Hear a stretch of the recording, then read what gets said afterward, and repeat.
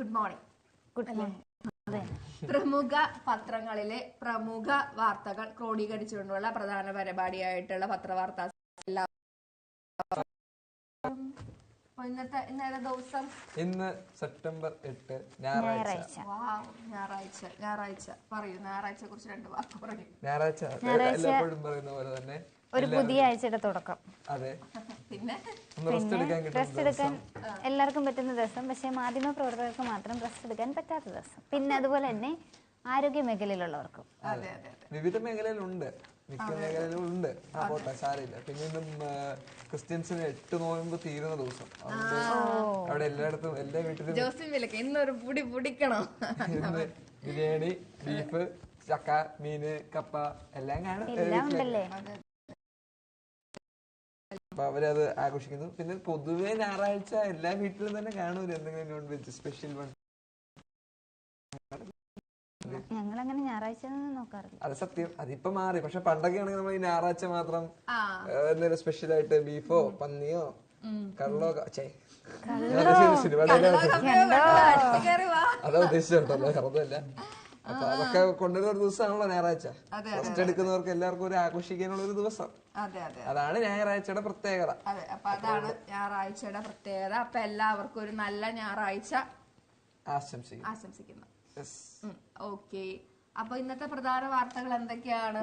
ഇന്ന് ഏറ്റവും പ്രധാനപ്പെട്ട വാർത്ത, നമ്മൾ എത്ര സന്തോഷമാണെന്ന് പറഞ്ഞാലും ഒരു സങ്കടകരമായ വാർത്തയാണ് നമ്മുടെ ഇന്നത്തെ പ്രധാന വാർത്ത.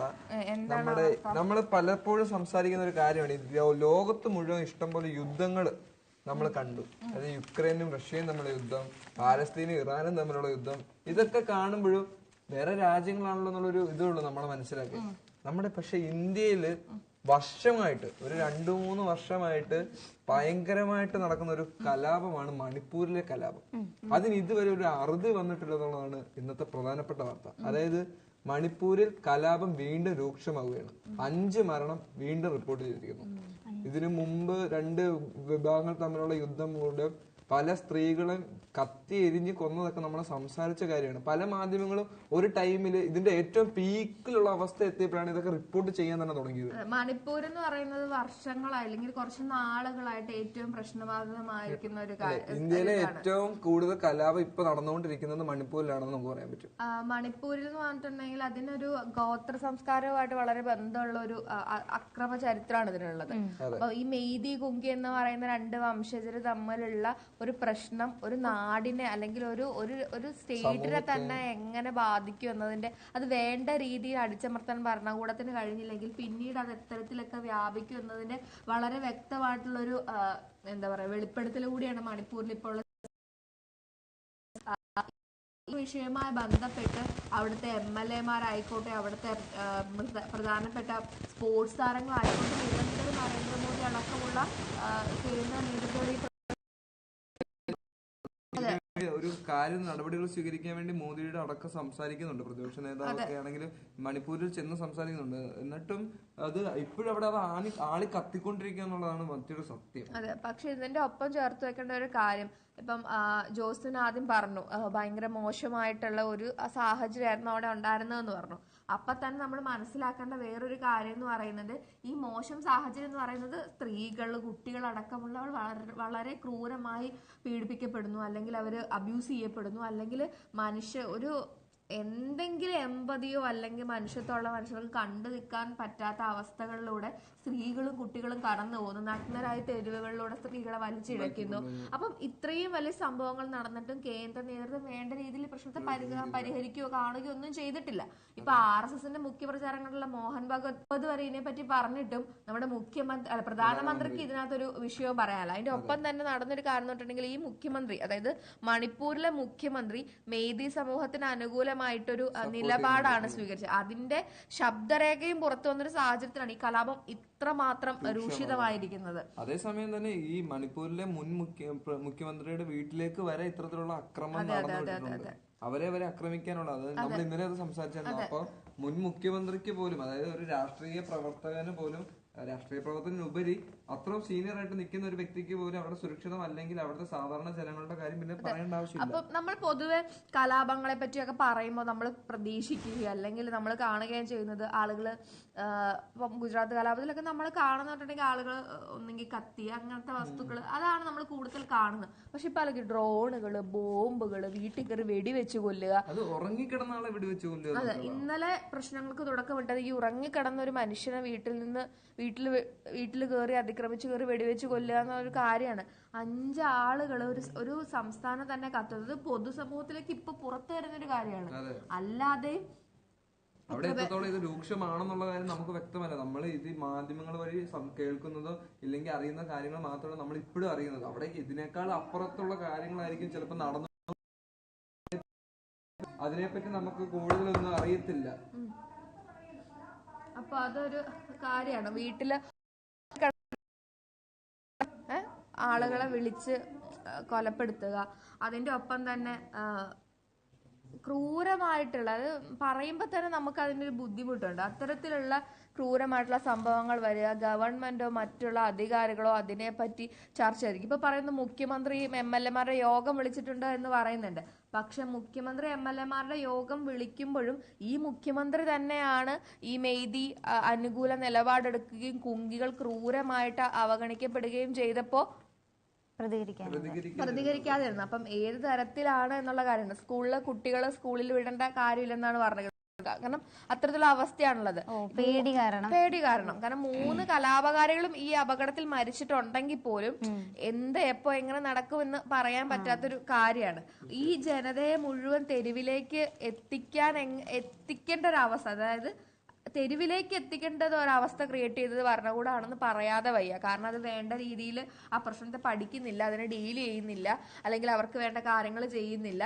അപ്പോഴും ഓക്കെ, വിദേശ രാജ്യങ്ങളുമായിട്ടുള്ള നയതന്ത്ര ബന്ധങ്ങളൊക്കെ നമ്മൾ പുതുക്കേണ്ട ഒരു കാര്യമാണെങ്കിൽ പോലും പ്രധാനമന്ത്രി മറ്റുള്ള രാജ്യങ്ങളിൽ ഇരിക്കുകയാണ്, ഈ വിഷയത്തിനെ പറ്റി ചർച്ച ചെയ്യുന്നില്ല. ഇതിന് ഗുരുതരമായിട്ടുള്ള ഒരു കാര്യം, ഗുജറാത്ത് കലാപത്തിലും ഇതിന് സമാനമായിട്ടുള്ള ഒരു രീതി നരേന്ദ്രമോദി പ്രകടിപ്പിച്ചിരുന്നു എന്നുള്ള ഒരു കാര്യവും അതുമായിട്ട് ബന്ധപ്പെട്ട് പറയേണ്ടതാണ്. കാരണം അന്ന് അദ്ദേഹം പറഞ്ഞത് ജനങ്ങളെ അവരുടെ വികാരം കാണിക്കാൻ അനുവദിക്കുന്നു പറഞ്ഞു എന്ന് പറഞ്ഞൊരു കോട്ടുണ്ട്. അത് എത്രമാത്രം അതിനെപ്പറ്റി ആധികാരികത ഉണ്ടെന്ന് അറിയില്ല. പൊതുവെ അദ്ദേഹത്തെ പറ്റി അതൊരു കാര്യം പറയുന്നുണ്ട്, ജനങ്ങളെ വികാരം അനുവദിക്കാൻ, ജനങ്ങൾക്ക് വികാരം തെരുവിലിറങ്ങി കാണിക്കാറുണ്ടെങ്കിൽ പിന്നെ എന്തിനാണ് ഒരു ഭരണകൂടം ഉള്ളത്? പക്ഷെ യുക്രൈന്റെയും മറ്റേതിന്റെയും യുദ്ധത്തില് പുള്ളിക്കാരൻ മധ്യസ്ഥ നിൽക്കുന്നുണ്ട്. അവർ തമ്മിൽ യുദ്ധം വേണ്ടാന്ന് പുള്ളിക്കാരൻ മധ്യസ്ഥ നിൽക്കുന്നുണ്ട്. പക്ഷെ നമ്മുടെ രാജ്യത്ത് വന്നപ്പോ മൗനം പാലിക്കുന്നു. അതായത് 17 മാസമായി ഈ ഒരു ആക്രമണം അവിടെ നടക്കാൻ തുടങ്ങിയിട്ട്, അതായത് 1.5 വർഷത്തിലധികമായി ഈ ഒരു അക്രമം അവിടെ നടന്നുകൊണ്ടിരിക്കുകയാണ്. അതിനിട്ടും ഇതുവരെ സന്ദർശിച്ചു പോലും ചെയ്തിട്ടില്ലെന്നുള്ളതാണ് വേറെ കാര്യം. അദ്ദേഹം ഇപ്പൊ യൂറോപ്പ് സന്ദർശിക്കുന്നു, അമേരിക്ക സന്ദർശിക്കുന്നു, പോളണ്ട് സന്ദർശിക്കുന്നു, യുക്രൈൻ സന്ദർശിക്കുന്നു, എല്ലാവരെയും ആശ്വസിപ്പിക്കുന്നു, മധ്യസ്ഥം പറയുന്നു. പക്ഷെ സ്വന്തം രാജ്യത്ത് ഒരു കാര്യം നടക്കുമ്പോ അവിടെ പോയി ഒന്ന് നോക്കാനോ അവിടെ ദുഃഖം അനുഭവിക്കുന്നവരെ പോയി ആശ്വസിപ്പിക്കാനോ അയാൾ അദ്ദേഹം ഇതുവരെ ശ്രമിച്ചിട്ടില്ല എന്ന് പറയുന്നത് ഭയങ്കര വേദനാജനകമായ കാര്യമാണ്. കാരണം രാജ്യം നിലനിൽക്കണമെങ്കിൽ രാജ്യത്തെ ഓരോ സംസ്ഥാനങ്ങളും സുരക്ഷിതമാക്കേണ്ട ഉത്തരവാദിത്തം പ്രധാനമന്ത്രി എന്ന നിലയ്ക്ക് അദ്ദേഹത്തിനുണ്ട്.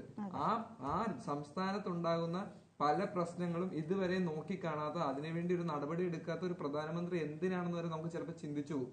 ഇത്തരത്തിൽ ഇന്ന് 2 വംശങ്ങൾ തമ്മിലുള്ള 2 വംശങ്ങൾ അങ്ങോട്ടും ഇങ്ങോട്ടും ഗോത്രവംശങ്ങൾ പ്രതികരിക്കുന്നു. അത് ഇന്ന് എനിക്ക് സംഭവിച്ചു, നാളെ അതിന്റെ പ്രതികാരമായിട്ട് ഇവർ തിരിച്ചു സംഭവിക്കുന്നു. അങ്ങോട്ടും ഇങ്ങോട്ടും അത് കൊടുത്തുകൊണ്ടിരുന്നു കഴിഞ്ഞാൽ ഒന്നും അറിയാതെ നിൽക്കുന്ന പല ജനങ്ങളുമാണ് മരണപ്പെട്ടുകൊണ്ടിരിക്കുന്നത്.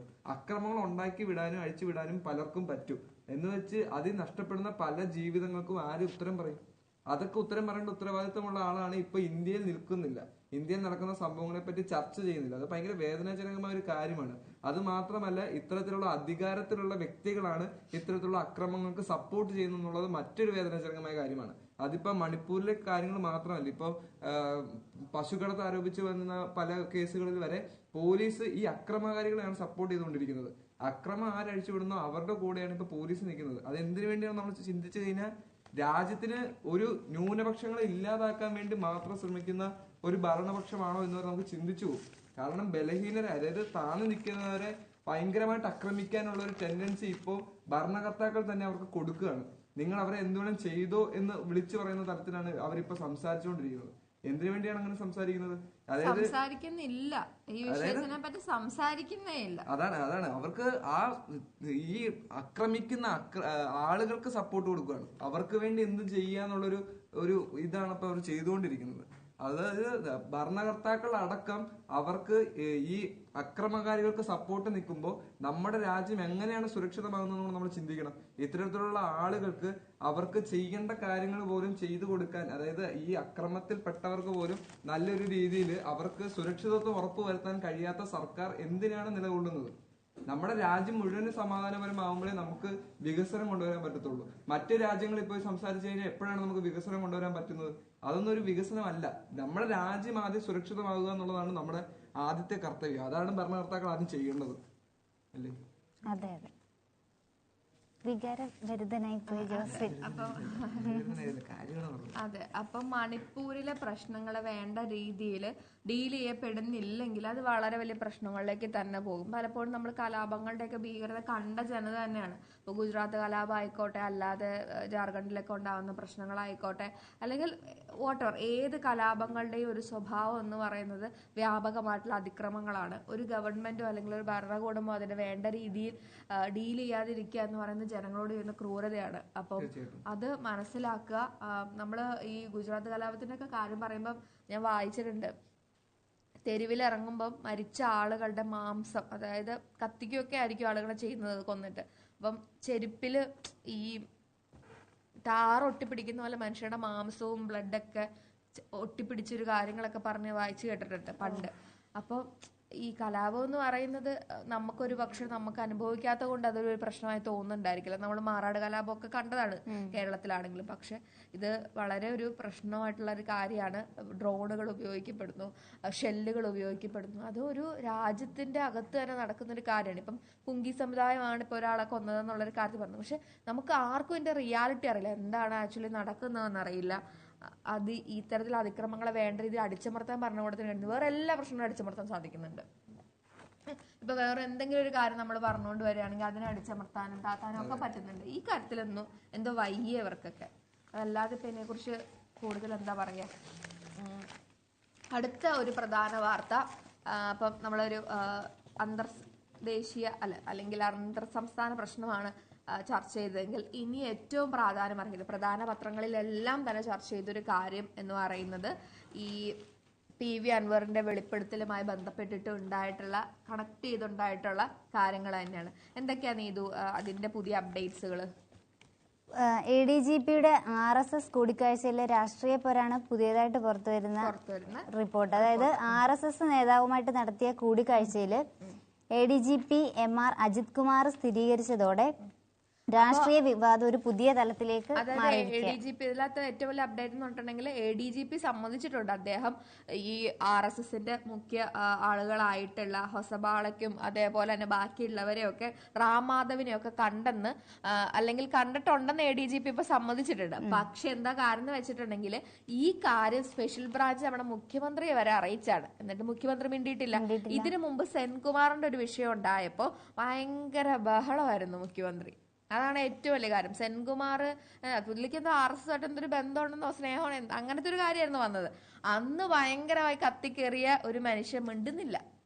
എനിക്ക് പറ്റുന്നില്ല, മിണ്ടാക്കുക വയ്യ എന്ന് തോന്നുന്ന പോലെ ഉള്ളൊരു കാര്യമാണ്. ബാക്കി പറഞ്ഞു. ഈ വിഷയം തുടങ്ങി വെച്ചത് പ്രതിപക്ഷ നേതാവ് VD സതീശനാണ് തുടങ്ങി വെച്ചത്. പിന്നെ മുഖ്യമന്ത്രി, BJP, CPM രഹസ്യ ബാന്ധവുമെന്ന് സ്ഥാപിച്ചെടുക്കാനാണ് ഇപ്പം കോൺഗ്രസ് ശ്രമിക്കുന്നത്. മുഖ്യമന്ത്രിക്ക് കവചമൊരുക്കി CPM നേതാക്കളും രംഗത്ത് വന്നിട്ടുണ്ട്. പക്ഷേ CPI കടുത്ത ഭാഷയിലാണ് സന്ദർശനത്തെ തള്ളിപ്പറഞ്ഞത്. ഇത് ഭരണപക്ഷത്തിന് തിരിച്ചടിയായി. RSS ദേശീയ വക്താവായിരുന്ന റാം മാധവുമായി കോവളത്തെ ഹോട്ടലിലും ADGP ചർച്ച നടത്തിയെന്ന സ്പെഷ്യൽ ബ്രാഞ്ച് റിപ്പോർട്ട്. മുഖ്യമന്ത്രിയുടെ ദൂതനായിട്ടാണ് അജിത് കുമാർ പോയിട്ടുള്ളത് എന്നാണ് പ്രമുഖ പത്രങ്ങളൊക്കെ റിപ്പോർട്ട് ചെയ്യുന്നത്. അല്ലെ, മലയാള മനോരമ അങ്ങനെ തന്നെ പറയുന്നുണ്ട്, ഇവരും പറയുന്നുണ്ട്, കേരള കൗമുദി പറയുന്നുണ്ട്. മുന്നണി അറിയാതെ LDF ബന്ധമില്ലെന്ന് CPI. LDF ബന്ധം കാണത്തില്ല, പിണറായി വിജയന് മാത്രം ബന്ധം. LDF ബന്ധമില്ലെന്നാണ് CPI പറയുന്നത്. അതായത് ഈ ഒരു പാർട്ടിക്ക് ബന്ധം കാണത്തില്ല. അതായത് പിണറായി വിജയന് സത്യാഗ്രഹങ്ങൾ അറിഞ്ഞിട്ട് പോലും ഉണ്ടാവത്തില്ല, മുന്നണികളൊന്നും അറിഞ്ഞിട്ട് ഉണ്ടാവില്ല. ഇല്ല, വലിയ വലിയ ആൾക്കാർക്ക് മാത്രമേ ബന്ധം കാണത്തുള്ളൂ. അവരൊന്നും പാർട്ടിയിലില്ലെന്ന് അങ്ങ് വിചാരിക്കുക. പ്രശ്നം തന്നില്ലേ. അത് മാത്രല്ല, ഇത് ബന്ധപ്പെട്ട് വേറൊരു കാര്യം ഉണ്ടായിരുന്നു. അതായത് നമ്മുടെ ഈ കുറച്ച് നാൾ മുമ്പ് നമ്മുടെ രാഷ്ട്രീയ പ്രവർത്തനങ്ങളൊക്കെ റെക്കോർഡ് ചെയ്യുന്നതിനൊക്കെ വേണ്ടിയിട്ട്, അതായത് നമ്മുടെ മുഖ്യമന്ത്രി മറ്റേ വണ്ടിയിലൊക്കെ കയറി പോയിരുന്നിട്ട് നവകേരള സദസ് ഒക്കെ നടത്തിയായിരുന്നല്ലോ. അപ്പൊ ആ കാര്യങ്ങളൊക്കെ റിപ്പോർട്ട് ചെയ്യുന്നതിന് അതിനകത്ത് ഒരു അഴിമതി ഉണ്ടെന്നാ പറയുന്നത്. അത് റിപ്പോർട്ട് ചെയ്യുന്നതിന് അതെ അത് കൊടുത്തത് ഒരു ഉന്നത ഉദ്യോഗസ്ഥന്റെ മകന് അതിന്റെ PR പരിപാടികൾ കാര്യങ്ങളൊക്കെ കൊടുത്തിട്ടുണ്ടായിരുന്നു. അപ്പൊ അതും ഒരു പ്രശ്നമാണ്. അപ്പൊ പ്രശ്നക്കാരാണ് ഇവര്. അതിനെപ്പറ്റി പറയുമ്പോ ഒരു ന്യൂസ് അല്ല എന്നാ പോലും പറയാം. അതിനുവേണ്ടി ഒരു ബസ്സില്ല, 1.5 കോടിയുടെ ബസ്, അതും കട്ടപ്പുറത്ത് കയറിയെന്ന് അറിയുന്നത്. ഓക്കെ, സന്തോഷമുള്ളൂ. പിന്നെ ഇതുമായി ബന്ധപ്പെട്ട അജിത് കുമാർ സാറ് പോയിട്ടുണ്ട്, അവധിയിലാണ് പോയേക്കുന്നത്.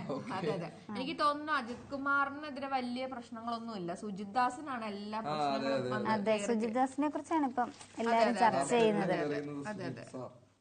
എന്താണ് സുജിത് സാറിനെ പറ്റി പറയുന്നത് നീതു?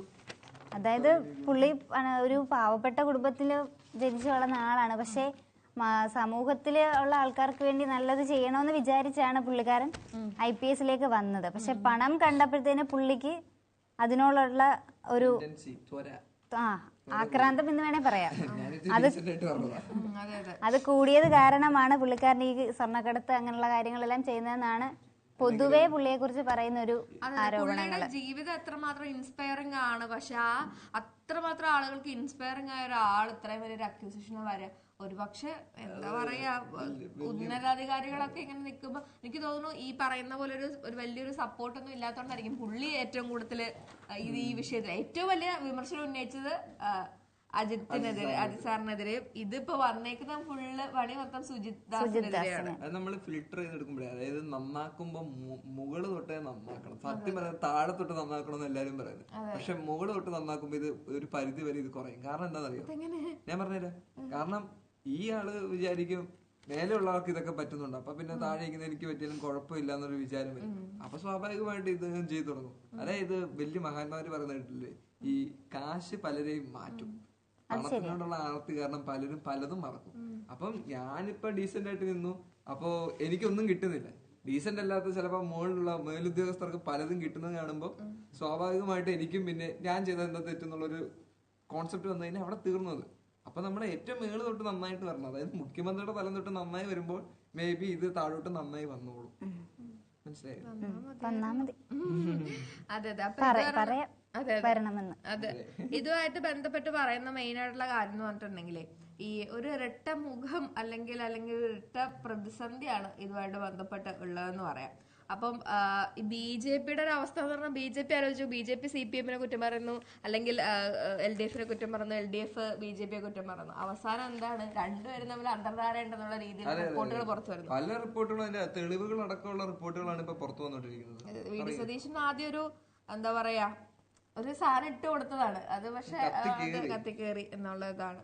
അപ്പോൾ അതൊരു പ്രധാനപ്പെട്ട കാര്യമാണ്. അപ്പൊ അതിന്റെ ഒപ്പം തന്നെ പരസ്യമായിട്ട് പാർട്ടിക്കെതിരെ പറഞ്ഞതിൽ അൻവറിനെതിരെയും പാർട്ടി ഇച്ചിരി കലിപ്പിലാണ് എന്നാണ് പറഞ്ഞു കേൾക്കുന്നത്. അതെ. 14 വിഷയങ്ങളാണ് പരാതിയിൽ പ്രധാനമായിട്ടും ഇദ്ദേഹം പറഞ്ഞിട്ടുള്ളത്. അപ്പൊ ഈ 14 കാര്യങ്ങളും അന്വേഷിക്കുന്നൊക്കെയാണ് പറയുന്നത്. പക്ഷെ എങ്ങനെ അന്വേഷിക്കും? ഇതിനു മുമ്പ് എന്താണ് പറഞ്ഞത്, അജിത് സാറിനെതിരെ ഉടനെ വലിയ നടപടികളൊന്നും സ്വീകരിക്കില്ല എന്നൊരു ന്യൂസ് റിപ്പോർട്ടുകൾ നമ്മൾ മുമ്പ് വായിച്ചിട്ടുണ്ട്. ആണോ? എനിക്കറിയില്ല. നേരത്തെ. അതെ. അപ്പം ഇതിലെന്താ കാരണം എന്ന് വെച്ചിട്ടുണ്ടെങ്കിൽ, അജിത് കുമാറിന്റെ നേതൃത്വത്തിൽ മന്ത്രിമാരുടെ അടക്കം ഫോണുകൾ ചോർത്തിയതും ഏറ്റവും വലിയൊരു പരാതിയായിട്ടാണ് കണക്കാക്കുന്നത്. ഇത് സംബന്ധിച്ച് ഇനിയും പലതും പുറത്തു വരാനുണ്ടെന്ന് പറയുമ്പോൾ അന്വേഷണം എങ്ങനെ പോകും? ഇനിയും കാര്യങ്ങൾ വരാണെങ്കിൽ അതും കൂടെ അന്വേഷിക്കണല്ലോ. അപ്പൊ അതൊരു വെല്ലുവിളിയാണെന്നാണ് പറയുന്നത്. അവര് കണ്ടുപിടിക്കുന്നത് ചിലപ്പോ നമ്മളോട് പറയുന്ന സത്യമാകണമെന്നും ഇല്ല. എന്താണ് പറയുന്നത് തീർന്നു. അതെ. അപ്പൊ അതൊരു പ്രധാനപ്പെട്ട കാര്യമാണ്. ഇതിനു മുൻപ്, അതായത് പോലീസിൽ RSSന്റെ ഗ്യാങ് ഉണ്ട് എന്ന് ആനിരാജ ഇതിനു മുമ്പേ പറഞ്ഞതാണ്. ആനിരാജ മറ്റേ മുകേഷിന്റെ കാര്യത്തിലൊക്കെ ആണെങ്കിലും ശക്തമായിട്ട് പറയുന്ന ഒരാളാണ്. അപ്പൊ ഈ ആനിരാജ ഇവരിങ്ങനെ പറഞ്ഞപ്പോ മുഖ്യമന്ത്രി എന്താ ചെയ്തതെന്ന് വെച്ചിട്ടുണ്ടെങ്കിൽ, ഇവരെ ദേശീയ നേതാവ് എന്നൊക്കെ വിളിച്ച് അപമാനിക്കുകയാണ് അന്ന് ചെയ്തത്. പക്ഷെ 3 വർഷങ്ങൾക്ക് ശേഷം അവർ പറഞ്ഞത് ശരിയാണ്, ഇതിന്റെ ഉള്ളിൽ ഒരു RSS ബന്ധമുണ്ട് എന്നുള്ളൊരു കാര്യങ്ങളാണ് പുറത്തു വരുന്നത്. ഇന്നത്തെ പ്രധാനപ്പെട്ട ഒരു കാര്യം എന്ന് പറഞ്ഞാൽ RSSുമായി കൂടിക്കാഴ്ച നടത്തിയെന്ന് ADGP ഉറപ്പിച്ച് പറഞ്ഞു. അതായത് മറ്റേ RSS ജനറൽ സെക്രട്ടറി ദത്രയ ഹൊസബല്ലയുമായുള്ള കൂടിക്കാഴ്ച ശരിവെച്ച് ADGP MR അജിത് കുമാർ വന്നിട്ടുണ്ട്. സുഹൃത്തിന്റെ നിർദ്ദേശത്തെ തുടർന്ന് നടത്തിയ സ്വകാര്യ സന്ദർശനമാണെന്നാണ് വിശദീകരണം നൽകിയിരിക്കുന്നത്. സഹപാഠി മുഖേനയാണ് RSSന്റെ പോഷക സംഘടനയായ വിജ്ഞാനൻ ഭാരതിയുടെ നേതാവ് ജയകുമാറിനെ പരിചയപ്പെട്ടതെന്നും അദ്ദേഹം പറഞ്ഞു. പക്ഷെ അങ്ങനെ ഒരു കൂടിക്കാഴ്ചയ്ക്ക് LDFന് ഒരു ബന്ധവുമില്ലെന്നാണ് CPIയുടെ സംസ്ഥാന സെക്രട്ടറി പറയുന്നത്. അതാണ് ഞാൻ പറഞ്ഞത്, LDFന് ബന്ധമില്ല, CPI ബന്ധമുണ്ട്, ബന്ധമില്ല, തെളിവുണ്ട്, തെളിവില്ല, കൂടിക്കാഴ്ച നടന്നു, കൂടിക്കാഴ്ച നടന്നില്ല. അതെ അതെ അതെ. അപ്പൊ അന്ന് ആനി രാജയെ കളിയാക്കിയെങ്കിൽ ആനി രാജ പറഞ്ഞതുപോലെ തന്നെ RSSനകത്ത് പോലീസ് ബന്ധമുണ്ടെന്ന് തെളിയുന്ന അവസ്ഥകളൊക്കെയാണ് വരുന്നത്. പക്ഷെ ഇത് ആദ്യമായിട്ടല്ല കേട്ടോ ഈ എന്താ പറയാ പോലീസുകാർക്ക് അല്ലെങ്കിൽ ഉന്നത ഉദ്യോഗസ്ഥർക്ക് ഈ RSS ബന്ധമുണ്ട് എന്നുള്ള. RSS ബന്ധം ഉണ്ടാകുന്നത് തെറ്റണമെന്നല്ല കേട്ടോ പറയുന്നത്. അപ്പൊ പറയുന്നത് വിരമിച്ച ശേഷം RSSന്റെ പ്രവർത്തകരുമായി സഹകരിക്കുന്നവരിൽ മുൻ DGP വരെ ഉണ്ടെന്നാണ് പറയുന്നത്. DGP ആയിട്ട് വിരമിച്ചിട്ടുള്ള TP സെൻകുമാർ, ജേക്കബ് തോമസ്, അതേപോലെ MGA രാമൻ എന്നിവരൊക്കെ RSSന്റെ വേദികളിൽ എത്തിയവരാണ്. അതേപോലെ IG ആയിട്ട് വിരമിച്ചുള്ള S ഗോപിനാഥും SP PN ഉണ്ണിരാജും ഇത്തരം പ്രവർത്തനങ്ങളോട് സഹകരിക്കുന്നുണ്ടെന്ന് RSS സംബന്ധിച്ചിട്ടുള്ള കാര്യം. അപ്പം അങ്ങനെയല്ല, മാഡം പറഞ്ഞത് ശരിയാണ്. ഇതൊക്കെ ഓർത്തപ്പോ വേറൊരു കാര്യം, ബന്ധത്തിന്റെ കാര്യം അറിയിച്ചപ്പോഴാണ് ഒരു സമയത്ത് കൃഷ്ണകുമാർ അല്ലേ നടൻ, കൊല്ലത്ത് മത്സരിച്ച അദ്ദേഹം പറഞ്ഞൊരു സ്റ്റേറ്റ്മെന്റ് ഉണ്ട്. കോളേജിൽ വന്നിട്ട് പറഞ്ഞ സ്റ്റേറ്റ്മെന്റ്, അത് നല്ല ഒരു കാര്യമായിരുന്നു. ഞങ്ങൾ തമ്മിൽ എല്ലാവർക്കും നല്ല ബന്ധം, ഞങ്ങൾ CPM-കാരായിട്ടും കോൺഗ്രസ്സുകാരായിട്ടൊക്കെ എല്ലാവർക്കും നല്ല ബന്ധമുണ്ട്, ഞങ്ങൾ ഒരുമിച്ചിരുന്ന് ഫുഡ് കഴിച്ചാണ്, ഞങ്ങളുടെ പേര് തല്ലുണ്ടാക്കുന്നത് നിങ്ങളാണ് തെറ്റുകാരെന്നാണ് അദ്ദേഹം തുറന്നടിച്ച് പറഞ്ഞത് ഒരു കോളേജിൽ വെച്ച്. പുള്ളി അങ്ങനെ ചിന്തിക്കുന്നില്ല, അങ്ങനെ ചിന്തിക്കാതെ അല്ല, അത് അതിനെ പറ്റി എന്ന് പറഞ്ഞാൽ ഇലക്ഷന്റെ സമയത്ത് കോളേജിൽ വന്ന് ഈ പാർട്ടിയുടെ പേര് തല്ലുണ്ടാക്കുന്ന മോട്ടിവേഷൻ കൊടുത്താണ് ആള്.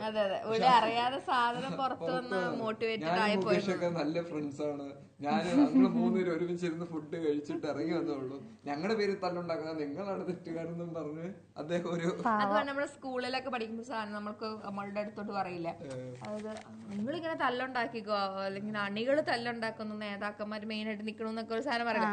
പുള്ളി ആ ഒരു സാധനത്തിൽ എടുത്ത് തള്ളിയതായിരിക്കും. പക്ഷെ ഇതുമായിട്ട് ബന്ധമൊന്നുമില്ല കേട്ടോ. ഇപ്പൊ ഞാൻ ബന്ധത്തിന്റെ കാര്യം അതെ അതെ അതെ അതെ. പക്ഷെ ഈ കാര്യങ്ങളിലൊന്നും നമ്മുടെ മുഖ്യമന്ത്രി പ്രതികരിച്ചിട്ടില്ല. അദ്ദേഹം എന്താ പറഞ്ഞ വലിയ പ്രതികരണം ഒന്നും നടത്താതിരിക്കുന്നത്. പക്ഷെ മമ്മൂട്ടിയുടെ ബർത്ത്ഡേ പുള്ളി പറഞ്ഞില്ല. അതാണ് അതിന്റെ മെയിൻ കാര്യം. അല്ല മറന്നില്ല, മമ്മൂട്ടിയുടെ ബർത്ത്ഡേ മറന്നില്ല പുള്ളി. അതിന് പുള്ളി എന്തായാലും ഫേസ്ബുക്കില് മമ്മൂട്ടിയുടെ കൂടെയൊക്കെ ഉള്ള ഒരു പടമൊക്കെ വെച്ച് ഷെയർ ചെയ്തിട്ടുണ്ട്. വെരി ഗുഡ്, നല്ല ബർത്ത്ഡേ വിഷ് ചെയ്തത് ഞങ്ങളെ ലാലേട്ടൻ. ആ വിഷയത്തിന് ഒരു പ്രത്യേക പവർ ഉണ്ടാവും. ബാക്കിയുള്ളവരൊന്നും പവറില്ലേ? ഞങ്ങളുടെ ഫ്രണ്ട്ഷിപ്പ് ഞങ്ങളുടെ ഭയങ്കരമായിട്ട് ഇമ്പോർട്ടൻസ് കൊടുക്കും. മമ്മൂക്കയുടെ മോഹൻലാലിന്റെ ഫ്രണ്ട്ഷിപ്പ്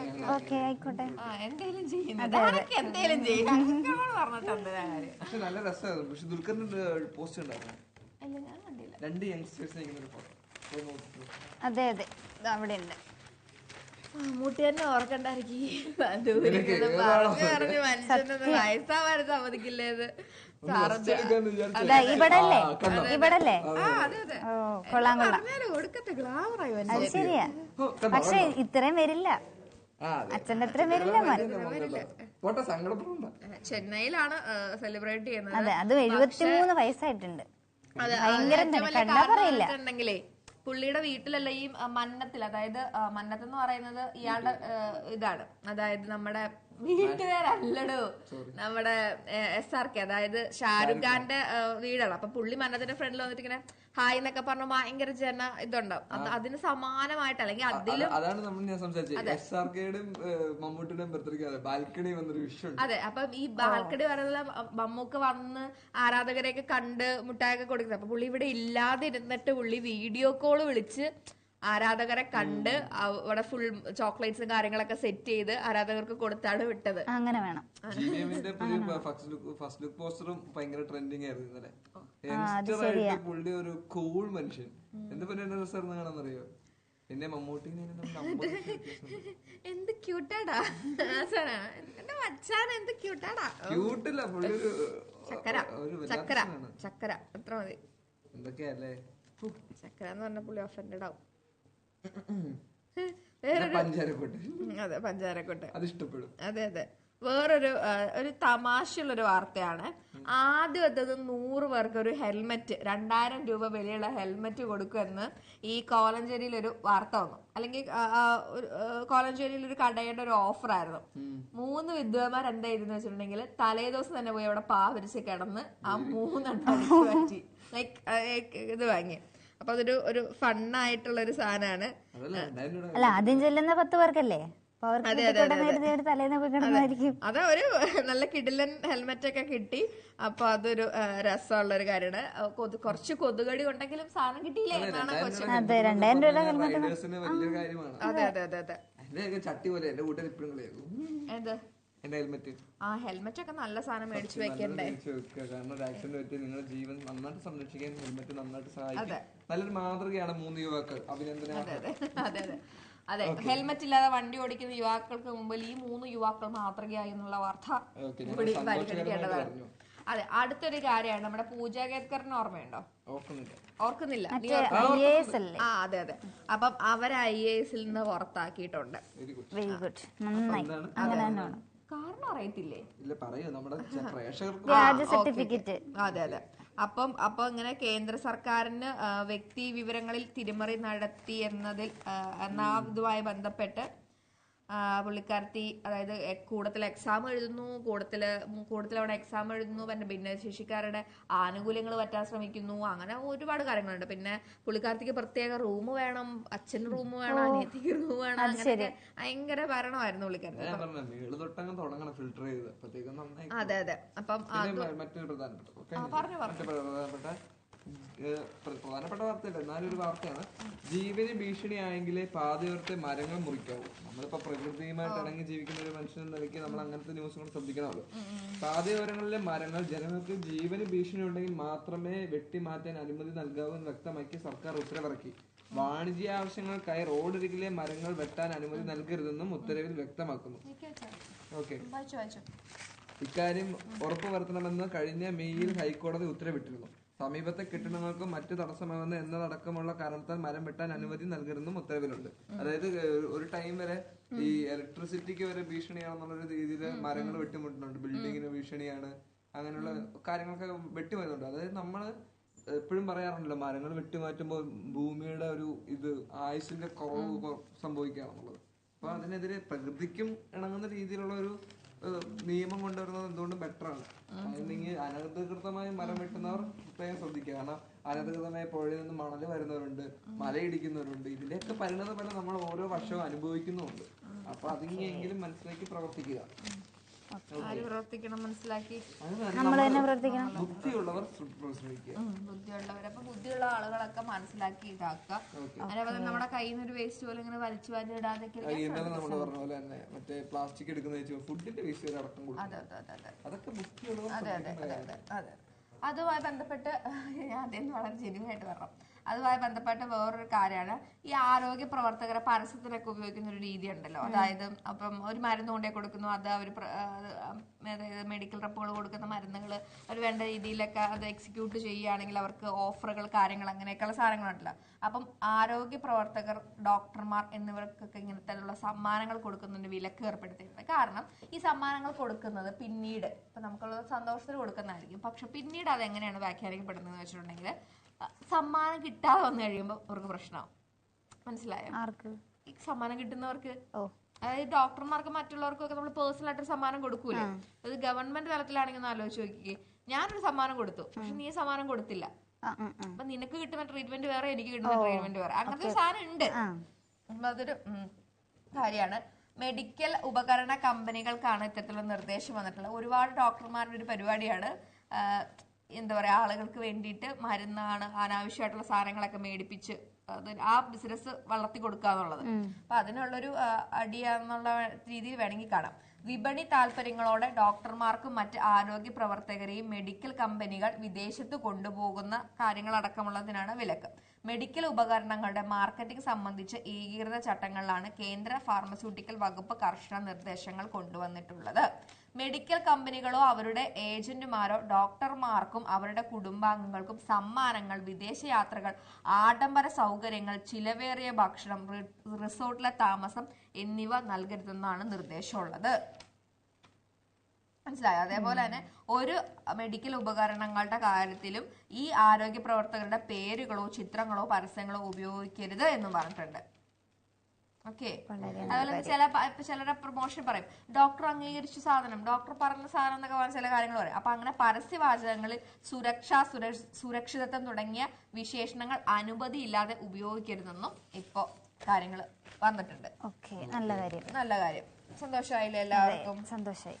അതേപോലെ നമ്മള് കഴിഞ്ഞ ദിവസം എന്തായിരുന്നു, ഒരു പശുക്കടത്തെന്ന് പറഞ്ഞ ഒരു ചെറുക്കനെ കൊന്നെന്ന് പറഞ്ഞില്ലേ?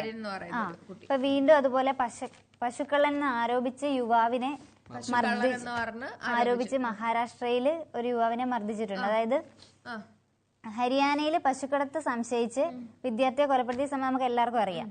അത് കഴിഞ്ഞ ഒരു 2-3 ദിവസം കഴിഞ്ഞില്ല, അതിനു മുമ്പാണ് അടുത്ത വീണ്ടും ഒരു യുവാവ് പശുക്കളനാന്നും പറഞ്ഞ് മർദ്ദിക്കുന്നത്. അതായത് ബീഡ് ജില്ലയിൽ പശുക്കളൻ എന്നാരോപിച്ച് 28-കാരനെയാണ് ക്രൂരമായിട്ട് മർദ്ദിച്ചത്. വ്യാഴാഴ്ച രാത്രിയിൽ മുഹമ്മദ് ഹജക് വീട്ടിലേക്ക് പോകുമ്പോൾ പശുവിനെ വാഹനം ഇടിക്കുന്നത് കണ്ടു. ഇടിച്ച വാഹനത്തിന്റെ ചിത്രം പകർത്താൻ ശ്രമിച്ചെങ്കിലും സാധിച്ചില്ല. തുടർന്ന് പരിക്കേറ്റ പശുവിന്റെ ചിത്രം പകർത്തുമ്പോൾ ഗോരക്ഷാ ക്രിമിനലുകൾ പശുക്കള്ളൻ എന്നാരോപിച്ച് ഹജകിനെ മർദ്ദിക്കുകയായിരുന്നു. അവൻ ആരോ ഇടിച്ചതിന് ആരാണെന്ന് കണ്ടുപിടിക്കാൻ വേണ്ടി ശ്രമിച്ചതാണ്. പക്ഷേ ശ്രമിച്ചപ്പോ അവനാണ് പശുക്കള്ളനായി മാറിയത്. 8 പേർക്കെതിരെയാണ് കേസെടുത്തിരിക്കുന്നത്. അത് മാത്രല്ലേ, ഇതെന്താ പശുക്കടത്ത് ആരോപിച്ചു ഇപ്പൊ ആളുകളുടെ ജീവന സ്വത്തിന് ഒരു വിലയില്ലാത്ത പോലാണ് പെരുമാറുന്നത്. അപ്പൊ അത് ഭയങ്കര ഒരു വലിയൊരു കാര്യമാണ്. ഇനിയെങ്കിലും ഇങ്ങനെ അല്ല, നമ്മൾ ആദ്യം ഒരു കാര്യം, നമ്മുടെ കണ്ണിൽ കാണുന്ന എല്ലാം സത്യമാകണമെന്നില്ലല്ലോ. നമുക്കൊന്ന് ചോദിക്കാം എന്താണ് സംഭവം. നേരത്തെ പറഞ്ഞ ബുദ്ധിയുള്ളവർ പോലും ഇങ്ങനെ കാണിക്കുമ്പോൾ എന്താണ് നമുക്ക് ചെയ്യാൻ പറ്റുന്നത്? അപ്പൊ കാണുമ്പോ ഇവനാണ് കുറ്റം ചെയ്തത്, ആ ഒരു ഇതിലാണ് എല്ലാരും പെരുമാറുന്നത്. അതെ. ഇതുമായി ബന്ധപ്പെട്ട് വേറൊരു വാർത്ത കൂടി പുറത്തു വരുന്നു. നമ്മൾ ഇന്നലെ ഇതുമായി ബന്ധപ്പെട്ടല്ല, ഈ വേറൊരു വാർത്ത കൂടി ഇപ്പൊ ഒരു അപ്ഡേറ്റ് ആയിട്ട് വന്നതാണ്. നമ്മളൊക്കെ വാർത്തകളിൽ ഇന്നത്തെ വാർത്തയിൽ നമ്മൾ ചർച്ച ചെയ്തു കുട്ടികൾക്കെതിരായിട്ടുള്ള അതിക്രമം കൂടുന്നു എന്ന് പറഞ്ഞു. ഇന്നും ഒരു മേൽപ്പാലത്തിന്റെ മേളിൽ നിന്ന് ഒരു നവജാത ശിശുവിന്റെ മൃതദേഹം കിട്ടിയിട്ടുണ്ട്. അപ്പൊ നവജാത ശിശുക്കൾക്കെതിരെയുള്ള ഒരു ക്രൂരത തന്നെയാണ്. ഇപ്പൊ ഒരു പരമ്പരയാണെന്ന് തന്നെ പറയാം. എത്ര തോന്നുന്നു. അതാണ് അതെ, തൃശ്ശൂർ റെയിൽവേ സ്റ്റേഷന് സമീപത്തെന്നാണ്, അവന്റെ മേൽപ്പാലത്തിൽ നിന്നാണ് കുഞ്ഞിന്റെ ബോഡി കിട്ടിയേക്കുന്നത്. ഞാനിപ്പോ ചേച്ചി പറഞ്ഞുകൊണ്ട് ഞാൻ ഇന്ന് 3 വാർത്തയാണ് ശ്രദ്ധിച്ചത്. ഒന്നാമത്തത് നമ്മുടെ കൊൽക്കട്ടയിൽ തന്നെ ബംഗാളിലെ ഹുഗ്ലിയിൽ പ്രായപൂർത്തിയാകാത്ത പെൺകുട്ടിയെ പീഡിപ്പിച്ച് റോഡരികിൽ ഉപേക്ഷിച്ചിട്ടുണ്ട്. അങ്ങനെ ഒരു ന്യൂസ് ഉണ്ട്. അതായത് അത്ര രൂക്ഷമായ ഒരു അവസ്ഥ കൊൽക്കത്തയിൽ നടക്കുമ്പോ അപ്പോഴും വീണ്ടും അതേപോലെ തന്നെ ഒരു സംഭവം, പ്രായപൂർത്തിയാകാത്തൊരു പെൺകുട്ടിയെ കുട്ടിയെ പീഡിപ്പിച്ച് റോഡിൽ ഉപേക്ഷിച്ചു. അങ്ങനെ ഒരു സംഭവം വീണ്ടും കൊൽക്കത്തയിൽ നടന്നിരിക്കുകയാണ്. ഇത്രയും നമ്മള് സംസാരിച്ചിട്ട് കൊൽക്കത്തയിൽ അടക്കം നിരവധി ആളുകൾ സംസാരിച്ചിട്ട് മാറ്റം വരുന്നില്ല. ഇന്നൊരു മാറ്റം വരുന്നില്ല. അതൊന്ന്. രണ്ടാമത്തെ വേറൊരു ന്യൂസ് എന്ന് പറഞ്ഞു കഴിഞ്ഞാൽ, അത് ഞാൻ പത്രം ഏതാന്ന് ഓർക്കുന്നില്ല, സ്വന്തം അച്ഛൻ 4 വയസ്സുള്ള കൊച്ചിന്റെ കഴുത്തി കത്തി വെച്ചിട്ട് ഭാര്യനെ, അതായത് ആ കൊച്ചിന്റെ അമ്മയോട് പണം ആവശ്യപ്പെടും. അതായത് സ്വന്തം അച്ഛൻ തന്നെ അയാളുടെ കുട്ടീനെ കൊല്ലുമെന്ന് ഭീഷണിപ്പെടുത്തി ആ കുട്ടിയുടെ അമ്മയോട്, അതായത് ഇയാളുടെ ഭാര്യയോട് ഭീഷണിപ്പെടുത്തി പൈസ ചോദിക്കുന്ന ഒരു അവസ്ഥ. എന്നിട്ട് അയാളെയും പോലീസ് പിടിച്ചിട്ടുണ്ട്. എന്താണെങ്കിലും അങ്ങനെ കുട്ടികൾക്കൊന്നും ഒരു സുരക്ഷിതത്വം ഇപ്പൊ കിട്ടുന്നില്ല. സ്വന്തം അച്ഛന്റെ കയ്യിൽ നിന്ന് പോലും ഒരു സുരക്ഷിതത്വം കിട്ടുന്നില്ല എന്നുള്ളത് ഭയങ്കര വേദനാജനകമായ ഒരു കാര്യമാണ്. അവർക്ക് പോലും സ്വന്തം വീട്ടുകാരെ പോലും സംരക്ഷണം തന്നില്ലെങ്കിൽ പിന്നെ ആരാ കൊടുക്കാൻ പറ്റുന്നത്? നമ്മൾ തന്നെ ഇപ്പൊ ചിന്തിച്ച് മാറണം. സെക്സ് എഡ്യൂക്കേഷൻ വേണം എന്ന് പറയുമ്പോൾ പല ആളുകൾക്കും അയ്യോ എന്തോ ക്ലാസ്സിൽ എന്തോ പ്രാക്ടിക്കൽ ക്ലാസ് നടക്കാന്നുള്ള കാര്യത്തിലാണ് പറയുന്നത്. ഇപ്പം ഈ പറഞ്ഞപ്പോ നവജാത ശിശുക്കൾ ഉപേക്ഷിക്കപ്പെടുന്നൊക്കെ അൺപ്രൊട്ടക്റ്റഡ് ആയിട്ടുള്ള സെക്സിന്റെ ഒരു എന്താ പറയാ, അതിന്റെ ഒരു റിസൾട്ടാണ്. അപ്പം ആ കാര്യങ്ങളൊക്കെ അവർക്ക് പറഞ്ഞു കൊടുത്ത അങ്ങനെ രീതിയിൽ ഇതിനൊന്നും എന്താ പറയാ, അതിനെ പരിഹരിക്കാൻ ശ്രമിക്കാതെ നമ്മൾ വെറുതെ ഈ ഈ വിഷയം മാത്രം ചർച്ച ചെയ്യുമ്പോൾ ഒരു കാര്യമില്ല അതിനകത്ത്. ഇപ്പൊ ഇത്തരം കാര്യങ്ങൾ അല്ല, ക്ലാസ്സിലാണെങ്കിൽ നമ്മൾ പഠിപ്പിക്കുമ്പോ റീപ്രൊഡക്ഷന്റെ പാഠം പഠിക്കുമ്പോ ടീച്ചർ എന്താ പറയാ, നിങ്ങൾ വീട്ടിൽ പോയി വായിച്ച് നോക്കിട്ട് വന്നാൽ മതി, മനസ്സിലാവുന്നതേ ഉള്ളൂ. പ്ലസ് ടുവിലൊക്കെ എങ്ങനെ ഞാൻ പഠിച്ച സമയത്ത് ടീച്ചർ അങ്ങനെ പറഞ്ഞു, അത് പറഞ്ഞു തരില്ല എന്താണെന്ന്, നിങ്ങൾ വീട്ടിൽ പോയി നോക്കിക്കോ, നിങ്ങൾക്ക് മനസ്സിലാവാനുള്ളതേ ഉള്ളൂ അതിനകത്ത്. കാരണം ഇവരിതൊക്കെ ചെയ്യുന്ന ഒരു കുട്ടിയുടെ മനസ്സിൽ ഇങ്ങനത്തെ കാര്യങ്ങൾ, അതായത് ഇത് ഒളിപ്പിച്ച്, അതായത് വലിയവർ ഇത് ഒളിപ്പിച്ച് പറയുമ്പോൾ നമുക്കൊരു ടെൻഡൻസി കൂടുക, എന്താണ് അറിയാന്നുള്ളൊരു ടെൻഡൻസി. പിന്നെ നമ്മുടെ ഈ ഒരു ജനറേഷന്റെ ഒരു പ്രശ്നം എന്ന് പറഞ്ഞു കഴിഞ്ഞാൽ അപ്പൊ ഒരു ഗൂഗിൾ അടിച്ച് നോക്കുമായിരിക്കും. ഗൂഗിൾ ഇങ്ങനത്തെ ഒരു കാര്യം, അതായത് നോർമലി ഈ ഒരു സാധനം അടിച്ചു നോക്കിയാൽ ആദ്യം വരുന്നത് അശ്ലീല വെബ്സൈറ്റുകളുടെ ലിങ്കുകൾ മാത്രമായിരിക്കും നോർമലി വരുന്നത്. അതായത് ഈ കുട്ടികൾ ടൈപ്പ് ചെയ്യുന്ന എന്താണെന്നുള്ളത് നമ്മളൊന്ന് ആലോചിച്ചാൽ ഇങ്ങനെ ഒരു ലിങ്ക് അവരത് കയറിയിട്ട് ഇങ്ങനത്തെ വീഡിയോ കാണുമ്പോൾ അവർക്കൊരു വികാരം ഇങ്ങനെ വരുമ്പോൾ അത് മൈൻഡ് സെറ്റിൽ വരുമ്പോൾ അവരുടെ ചിന്ത വേറെ ഡെവലപ്പ് ചെയ്ത് മാറുകയാണ്. അങ്ങനെ ഒരു സിസ്റ്റം കൂടെ വരുന്നത്. അതായത് ഇത് പ്രോപ്പർ ആയിട്ട് ഒരു സെക്സ് എഡ്യൂക്കേഷൻ കൊടുത്തിരുന്നെങ്കിൽ കുട്ടികൾക്ക് കറക്റ്റ് ആയിട്ട് ഇതിനെപ്പറ്റി മനസ്സിലാക്കാനുള്ള. ഞാൻ ഈ നവജാത ശിശുക്കളുടെ ഒരു കേസ് പറയാം. പലപ്പോഴും ഈ എന്താ പറയാ ചെറിയ കുട്ടികൾ അല്ലെങ്കിൽ കല്യാണം കഴിക്കാത്ത പെൺകുട്ടികൾ അല്ലെങ്കിൽ പലപ്പോഴും ഈ എന്തെങ്കിലുമൊക്കെ എക്സ്ട്രാ മാരിറ്റൽ അഫെയറിൽ ഉണ്ടാകുന്ന കുഞ്ഞുങ്ങളൊക്കെയാണ് ഇത്തരത്തിൽ കൊല്ലപ്പെടുന്നത്. അപ്പൊ ഞാൻ പറയുന്നത് ഈ എന്തേലും കാണിക്കുക, അതൊന്നും അവരുടെ ഒരു പേഴ്സണൽ അവരുടെ സെക്ഷുവാലിറ്റി ഒന്നും മറ്റുള്ളവരുടെ വിഷയമല്ല.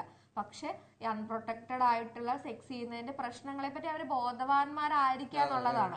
അപ്പം പ്രോപ്പറായിട്ട് നമുക്ക് അതിനെ കൺട്രോൾ ചെയ്യാൻ പറ്റുന്നുണ്ട്. അല്ലെങ്കിൽ നമുക്ക് ഇപ്പം പിൽസുകളുണ്ട്, അല്ലെങ്കിൽ എന്താ പറയാ അതിനുള്ള പ്രൊട്ടക്ഷൻസ് ഉണ്ട്. അപ്പൊ അതൊക്കെ യൂസ് ചെയ്ത് ഇതൊക്കെ ഇത്രയും കാലമായിട്ട് ആളുകൾക്ക് അറിയില്ല എന്നും കൂടെ ഉള്ള അതാണ് പറഞ്ഞത്. ഇപ്പോഴും അതിനെപ്പറ്റി ഒന്നും പറഞ്ഞു കൊടുക്കുന്നില്ല. ഇത്രയും ഡെവലപ്പ് ചെയ്തിട്ടും ഇപ്പോഴും അവര് എഡ്യൂക്കേഷൻ കൊടുക്കുന്നവർ പ്രോപ്പറായിട്ട് കൊടുക്കുന്നുണ്ടോ എന്നുള്ളത് വ്യക്തമാണതാണ്. കാരണം ഇപ്പോഴും ഒരു പ്രായം എന്ന് പറഞ്ഞു കഴിഞ്ഞാൽ ഇപ്പോഴും 9ലും 10ലൊക്കെ, അതായത് 15 ആകുമ്പോഴാണ് എല്ലാവർക്കും പറഞ്ഞു കൊടുക്കുന്നത്. അതായത് 12ാം ക്ലാസ് തൊട്ടേ, ഇല്ലെങ്കിൽ 12 വയസ്സ് തൊട്ടേ അബ്യൂസ് ചെയ്യുന്ന ഒരുപാട് സ്റ്റുഡൻസും കാര്യങ്ങളുണ്ട്. പറഞ്ഞില്ലേ ഇപ്പൊ കഴിഞ്ഞ ദിവസങ്ങളിൽ ഒരു അച്ഛന് 40 വർഷം കൊണ്ട് തടവ് കിട്ടി. അത് 5 വയസ്സോ 6 വയസ്സോ കണ്ടുള്ള സ്വന്തം കുഞ്ഞിനെ ഉപദ്രവിച്ച ആളുകളാണ്. അപ്പൊ ഞാൻ പറഞ്ഞ ഇവൻ പറഞ്ഞായിട്ട് ബന്ധപ്പെടുത്തി ഞാൻ പറഞ്ഞിട്ട് അത്ര ചെറിയ പ്രായത്തിലെ അബ്യൂസുകൾ ഉണ്ടാകും. അപ്പൊ അവരത് അറിയുക എന്നുള്ളൊരു കാര്യമാണ്. അപ്പം മാത്രമല്ല കുട്ടികൾക്കൊരു ഇതുണ്ട്, അത് ആരോട് പറയണം, അവര് പറഞ്ഞു കഴിഞ്ഞാൽ അവരെങ്ങനെ എടുക്കും എന്നുള്ളൊരു ടെൻഡൻസി ഒക്കെ അവർക്കും ഉണ്ട്, ഒരു ടെൻഷൻ ഉണ്ട്. നമുക്ക് നോർമലി അത് സ്വാഭാവികമാണ്. അത് കറക്റ്റ് ആയിട്ട് അവർക്ക് ഒരു ഗൈഡ് കൊടുത്താൽ മാത്രം ആരോട് പറയണം എങ്ങനെ പറയണം എന്നുള്ളതൊക്കെ ഗൈഡ് അവർക്ക് അപ്പൊ തന്നെ കൊടുക്കണം. അതായത് നടന്നു കഴിഞ്ഞിട്ട് കൊടുക്കുന്നതിനേക്കാൾ എന്തുകൊണ്ടും ബെറ്റർ ആണ് ഇതിന് മുമ്പ് നമുക്ക് അവർക്കൊരു അവയർനെസ് കൊടുക്കുന്നത്. അത് കറക്റ്റ് ആയിട്ട് കൊടുത്തില്ലെങ്കിൽ ഭയങ്കര ബുദ്ധിമുട്ട് തന്നെയാണ്. അത് പലർക്കും എല്ലാവർക്കും കൊടുക്കണം. അപ്പം ഇത് തന്നെ ഒരു പ്രധാനപ്പെട്ട ഇന്നലെ പ്രധാനമായിട്ടും റിപ്പോർട്ട് ചെയ്തൊരു കാര്യമാണ് സംസ്ഥാനത്ത് കുട്ടികൾക്കെതിരായിട്ടുള്ള അതിക്രമങ്ങൾ കൂടുന്നു എന്നുള്ളത്. അപ്പൊ അതിനകത്ത് പ്രധാനമായി മെൻഷൻ ചെയ്തൊരു കാര്യമാണ് നവജാത ശിശുക്കളുടെ മരണം. അപ്പൊ ഇന്നും ഒരു കേസ് റിപ്പോർട്ട് ചെയ്യുകയാണ്. ഫ്ളാറ്റിൽ നിന്ന് വലിച്ചെറിയുന്നു, അച്ഛനും അമ്മയും ശ്വാസം മുട്ടിച്ചു കൊല്ലുന്നു, കിണറ്റിൽ കൊണ്ടുപോയിടുന്നു. എന്തൊക്കെ എങ്ങനെ തോന്നുന്നു. അതാണ് ഒരുപക്ഷെ ഈ പറയുന്ന പോലെ ഒരു സാമൂഹികമായിട്ടുള്ള കൺസ്ട്രക്ഷൻ കൊണ്ടായിരിക്കാം ഇങ്ങനെ കുഞ്ഞുങ്ങളുണ്ടാവും. അല്ല, അങ്ങനെ അവർക്ക് വേണ്ടാന്നുണ്ടെങ്കിൽ അതിന് ഒരു സംവിധാനം വരുത്തിയിട്ടുണ്ടല്ലോ സർക്കാർ, അവിടെ കൊണ്ട് കൊടുത്താൽ മതിയല്ലോ. അവർക്ക് കൊല്ലേണ്ട ആവശ്യമില്ലല്ലോ. ആൾക്കാരുള്ള എവിടെയും അല്ലെങ്കിൽ രാവിലെ നേരെ വിളിക്കാറ ആരെങ്കിലും കാണുന്ന ഒരു സ്ഥലത്ത് കൊണ്ട് വെച്ചാൽ മതിയല്ലോ. അതിന് ജീവിക്കാൻ പറ്റൂല്ലോ. തീർച്ചയായിട്ടും അത് ഇനി നമ്മൾ തന്നെ അതിന് ബോധവാന്മാരാകണം എന്ന് മാത്രമേ ഉള്ളൂ. നമുക്ക് നമ്മളെ തന്നെ പഠിപ്പിക്കുക, നമ്മൾ തന്നെ മനസ്സിലാക്കുക, നമ്മൾ തന്നെ ചെയ്യേണ്ടത് ചെയ്യുക. അതായത് സംരക്ഷിക്കേണ്ടവർ തന്നെ ക്രിമിനൽസ് ആകുമ്പോൾ നമ്മുടെ ഉത്തരവാദിത്വം അത്രേ ഉള്ളൂ ഇപ്പം. അതേപോലെ തന്നെ ഈ ചികിത്സാ സഹായത്തിന്റെ പേരിലൊക്കെ ഒരുപാട് ചൂഷണങ്ങൾ നടക്കുന്ന ഒരു മേഖല കൂടിയാണ് നമ്മുടെ നാടെന്ന് പറയുന്നത്. അപ്പം ഇത്തരം കാര്യങ്ങൾക്ക് ആരോഗ്യ ഇൻഷുറൻസ് വേണം എന്നുള്ള രീതിയിലാണ് അപ്പം ആരോഗ്യ ഇൻഷുറൻസ് പദ്ധതിക്ക് ആരംഭിക്കാനുള്ള ശുപാർശകൾ വരുന്നുണ്ടെന്നുള്ളതും ഒരു പ്രധാനപ്പെട്ട വാർത്തയായിട്ട് മലയാള മനോരമ റിപ്പോർട്ട് ചെയ്യുന്നുണ്ട്. ബാക്കിയുള്ള വാർത്തകളിലോട്ട് വരുമ്പോൾ എങ്ങനെയാണ്? അതേപോലെ തന്നെ ഇന്നലെ ഇങ്ങനെ പറഞ്ഞൊരു കാര്യമാണ് അഴിമതി ഏറ്റവും കൂടുതൽ റെയിൽവേയിലാണെന്ന്. അതിന്റെ പ്രത്യേകമായിട്ടുള്ള ഒരു കാര്യം ജോസ്വിൻ റിപ്പോർട്ട് ചെയ്തിട്ടുണ്ട്. അപ്പം ഈ റെയിൽവേ മേഖലയിലെ അഴിമതികളെ പറ്റിയിട്ട് കൂടുതൽ പരാതികൾ വന്നുകൊണ്ടിരിക്കുകയാണ്. അപ്പം അതിനെപ്പറ്റി അന്വേഷിക്കും എന്നതും സെൻട്രൽ വിജിലൻസ് കമ്മീഷൻ അടക്കമുള്ള ആളുകൾ, അതിൽ ഒത്തിരി പരാതികളാണ് അവിടെ വന്നേക്കണം. അപ്പൊ അതിനെപ്പറ്റി അന്വേഷിക്കും എന്നാണ് പറയുന്നത്. അന്വേഷിച്ചാ വളരെ നല്ലത്. പിന്നെ അതെ അതെ അതെ അതെ വിനായക ചതുർത്ഥി ഗണപതി ചതുർത്ഥി രണ്ടുപേരും ഒന്നാണ്. അത് നമ്മുടെ മള്ളിയൂർ വിനായക ചതുർത്ഥി ആഘോഷിക്കും, വലിയ ഉത്സവമാണ്.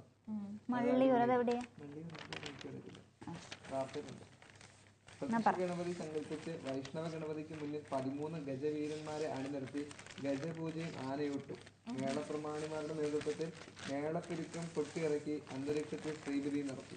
പുലർച്ചെ മുതൽ തന്നെ മുഴങ്ങുന്ന കീർത്തനാലപനങ്ങളും നാഗസ്വരങ്ങളും സായാഹ്നസൂര്യന്റെ അകമ്പടിയിൽ കുടമാറ്റവും.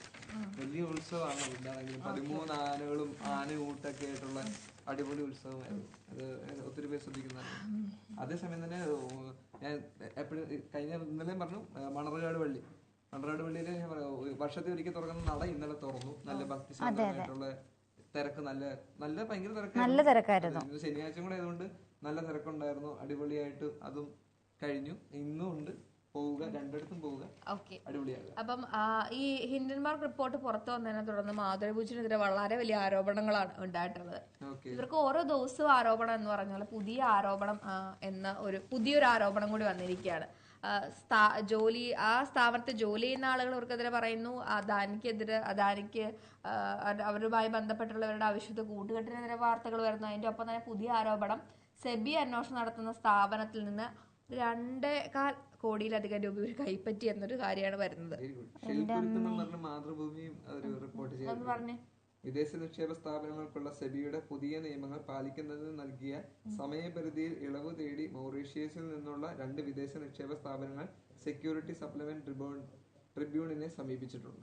അതായത് സെബിക്ക് ഇനി പണികൾ വന്നുകൊണ്ടിരിക്കാനുള്ള സാധ്യതകൾ കൂടുകയാണ്. 2 ഫണ്ടുകൾക്കും ഒരേ വിലാസമാണുള്ളത്. ഇതിലെ ഡയറക്ടർമാരുടെ നോമിനകളെ ഒരേ ആളുകളാണെന്നും ആരോപണത്തിൽ പറഞ്ഞിരിക്കുന്നു. LTSന്റെ 97.9% നിക്ഷേപവും അദാനി ഗ്രൂപ്പിന് കീഴിലുള്ള കമ്പനികൾക്കാണെന്നും മറ്റൊരു ആരോപണമുണ്ട്. അതേസമയം ലോട്ടസ് ഗ്രൂപ്പിന് അദാനി ഗ്രൂപ്പ് കമ്പനികളിൽ 1% താഴെയായിരുന്നു നിക്ഷേപം. വിവിധമായ സംസാരമാണ്. അതെ.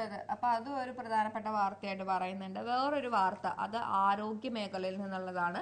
നമ്മൾ ശ്രദ്ധ പാലിക്കേണ്ട ഒരു കാര്യമാണ്. കാസർഗോഡ് H3N2 അതേപോലെ തന്നെ H1N1 9 വിദ്യാർത്ഥികൾ അല്ലെങ്കിൽ 9 വിദ്യാർത്ഥികൾക്കടക്കം രോഗം കണ്ടെത്തിയ ഒരു വാർത്ത വരുന്നുണ്ട്. അപ്പം രോഗകാലം കൂടിയാണിത്. അപ്പം ശ്രദ്ധിക്കുക, ആരോഗ്യകാര്യങ്ങളിൽ കുറച്ചധികം ശ്രദ്ധിക്കുക എന്ന് പറഞ്ഞ് പനി പിടിപ്പിക്കുന്ന ഞാൻ.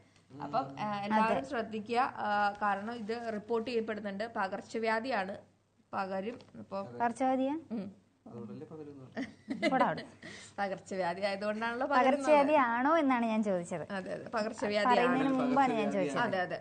പിന്നെ കഴിഞ്ഞ ദിവസങ്ങളിൽ നമ്മൾ കണ്ടതാണ് യൂത്ത് കോൺഗ്രസ് വളരെ കാര്യമായിട്ട് രാഷ്ട്രീയ ഈ കത്തി എന്ന വിഷയങ്ങളെ പറ്റിയിട്ട് പറയുന്നത്. അപ്പോൾ ആ അതിക്രമത്തിൽ സെക്രട്ടേറിയറ്റിന് സമീപം സമരവും അതിക്രമവും പാടില്ല എന്ന് പറഞ്ഞുകൊണ്ട് യൂത്ത് കോൺഗ്രസ് നേതാക്കൾക്ക് കർശന ഉപാധികളോടെയാണ് ഇപ്പൊ ജാമ്യം അനുവദിച്ചിട്ടുള്ളത്. രാഹുൽ മാങ്കൂട്ടത്തിനൊക്കെ എതിരെ പൊതുമുതൽ നശിപ്പിച്ചു എന്ന രീതിയിലൊക്കെയാണ് കേസുകൾ ഉള്ളത്. പ്രതിഷേധിക്കാനും വയ്യ. ഇന്നത്തെ പത്രത്തില് ഹേമ കമ്മിറ്റിയെ കുറിച്ച് നമ്മൾ വലുതായിട്ട് വന്നില്ലല്ലേ? ഹേമ കമ്മിറ്റിനൊക്കെ പതിയെ എന്തായാലും സിനിമാ താരങ്ങളുടെ സംഘടനയായ അമ്മ ഓണാഘോഷം ഒന്നും നടത്തുന്നില്ല എന്ന് ഒഫീഷ്യലായിട്ട് അറിയിച്ചിട്ടുണ്ട്. സിനിമാ രംഗത്തുണ്ടാക്കിയ ഈ കോളിളക്കങ്ങളുടെ ഒരു സാഹചര്യത്തില് ആഘോഷം വേണ്ട എന്നാണ് അവര് തീരുമാനിച്ചിരിക്കുന്നത്. അത് അവര് കത്തിലൂടെയാണ് എല്ലാ അംഗങ്ങളെയും വിവരം അറിയിച്ചിരിക്കുന്നത്. അതായത് കൊച്ചിയിലാണ് സാധാരണ ഈ പരിപാടി നടത്താറുള്ളത്. 16-നായിരുന്നു. ഇപ്രാവശ്യം ഹേമ കമ്മിറ്റിയിൽ ഇത്രയും വലിയ വിവാദങ്ങളൊക്കെ ഉണ്ടായത് കാരണം അവര് നമ്മുടെ ഓണാഘോഷം ആർപ്പോ ഇറോ എന്ന് പറയുന്ന ഓണാഘോഷ പരിപാടി വേണ്ടാന്ന് തീരുമാനിച്ചു. അതെ, ചിരിച്ചേക്കല്ലേ? Cinema conclave മാറ്റിയേക്കും. അന്ന് പാർവതിയുടെ ഒരു കേസിൽ, പാർവതിയുടെ കേസെന്നല്ല, പാർവതിയുടെ സ്റ്റേറ്റ്മെന്റ് ഭയങ്കര അമ്മയ്ക്ക് വലിയ താല്പര്യം ഉണ്ടായിരുന്നില്ല. ഓക്കെ, എന്നാ അതുകൊണ്ടായിരിക്കും പ്രതിഷേധമായി മാക്ട സിനിമാ നയരൂപ സമിതിയുടെ സിനിമ നയരൂപവൽക്കരണ സമിതി സമിതിയുടെ ആദ്യ യോഗത്തിലേക്ക് പ്രതിഷേധവുമായി മാക്ട ഫെഡറേഷൻ സംഘടനയെ ക്ഷണിച്ചില്ലെന്ന് ആരോപിച്ച് ജനറൽ സെക്രട്ടറി ബൈജു കൊട്ടാരക്കരയുടെ നേതൃത്വത്തിലുള്ള സംഘടനയാണ് പ്രതിഷേധിച്ചത്. സംഘടനയാണ് പ്രതിഷേധിച്ചത്. മിസ്റ്റേക്കാണ്, സംഘമാണ് പ്രതിഷേധിച്ചത്. കോൺഗ്രസ് അനാവശ്യമെന്ന് രഞ്ജിനി. അടുത്തത് സിനിമാ കോൺക്ലേവിനെതിരെ നടി രഞ്ജിനി. ജസ്റ്റിസ് ഹേമ സിനിമ മേഖലയിൽ വരുത്തേണ്ട മാറ്റങ്ങളെ കുറിച്ച് 2019 സർക്കാരിന് റിപ്പോർട്ട് നൽകിയിട്ടുണ്ട്. പിന്നെ എന്തിനാണ് അനാവശ്യ കോൺക്ലേവുകൾ? എന്നാണ് അദ്ദേഹം മാഡം ചോദിച്ചത്. എന്തൊക്കെയാണെങ്കിൽ നവംബറിൽ കൊച്ചിയിൽ നടത്താൻ നിശ്ചയിച്ച സിനിമാ കോൺക്ലേവ് നീട്ടുന്നത് പരിഗണനയാണെന്ന് സിനിമാ നയരൂപവൽക്കരണ സമിതി ചെയർമാൻ ഷാജി എൻ കരുൺ സിനിമാക്കാരെ ഇത്ര അറിയിച്ചിട്ടുണ്ടെന്ന് അറിയിച്ചിട്ടുണ്ട്. അതേപോലെ തന്നെ നമ്മുടെ സുനിത വില്യംസിന് മടങ്ങി വരാൻ പറ്റുന്നില്ല എന്നൊരു റിപ്പോർട്ട് നമ്മൾ കണ്ടിരുന്നു അല്ലെ. അതേപോലെ തന്നെ അതുമായി ബന്ധപ്പെട്ട് ബോയിങ്ങിന്റെ സ്റ്റാർലൈനർ പേടകം ബഹിരാകാശ യാത്രികരില്ലാതെ ഭൂമിയിൽ മടങ്ങി എത്തിയിരിക്കുകയാണ്. നമ്മുടെ സുനിത വില്യംസ് അടക്കമുള്ളവർ അവിടെ തന്നെയാണ്.